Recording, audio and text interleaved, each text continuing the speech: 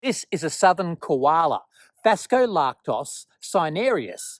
Phasco meaning pouch, lactos meaning bear, cinereus meaning grey. Pouched grey bear. Of course, koalas are not a bear, they're a marsupial, and the baby grows up in a pouch. The gestation period of a koala is 35 days. Male koalas make a bellowing sound like this.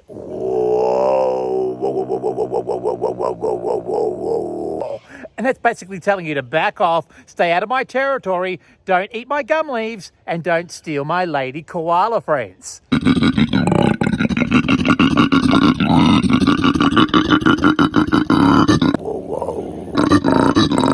Koalas are ingenious animals. They've capitalised on a food resource that not many other animals can.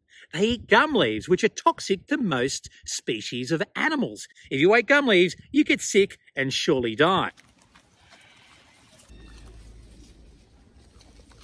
Their huge nose is used for smelling gum leaves and their water content, and also the toxicity of their next meal. When you smell a koala, woo-wee, you can smell all the toxins that they exude through the pores of their skin. Look at these powerful claws for gripping onto the bark of trees. These animals are exceptional climbers. Koalas have two opposable thumbs for gripping onto the branches with. Did you know that koalas have fingerprints, kind of like human beings, on their hands? Every koala has a different fingerprint. The male koala has a sternal gland on the front of his chest where he rubs all of his koala smell, his BO, basically telling other koalas where he lives. Koalas are cathemeral animals, which means they come out daytime and nighttime. Koalas poop up to 200 times per day. Now that's a regular koala. Look at his big ears for listening for danger. They have excellent hearing. Doesn't smell that bad.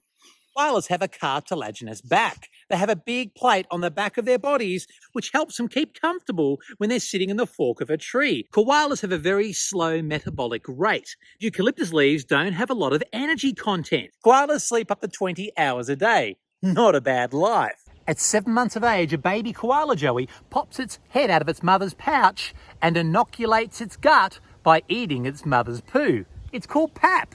The good bacteria which it absorbs from the pap helps it to digest toxic gum leaves. Pretty clever, hey? At the turn of last century, in the 1900s, there was thought to be 1 million koalas. Today, 2020, there's thought to be less than 80,000 koalas. Perhaps only 40,000 left. Koalas are in great peril through loss of habitat, disease, bushfires, and venereal diseases like chlamydia. Koalas used to be relatively common in the city of Manningham. Now, they've disappeared. Threats to koalas around Melbourne are dogs off leashes. Even cats will take a joey koala. Koalas are often hit by our vehicles at night time when they're crossing the roads. So slow down, dusk and dawn, and keep your eyes peeled for a koala. The biggest issue is when koalas are on the move, they're on the ground, they're vulnerable to attack from predators like dogs, dingoes, even cattle will stomp on a koala. So it's up to all of us to plant more trees and connect up the tree canopy. Koalas don't have to come down to the ground to travel to new territories. We need to link up existing habitat for koalas. Wouldn't it be great if we could all help out koalas together? Go down to your garden store and check out what koala trees, gum leaves, grow in your neck of the woods.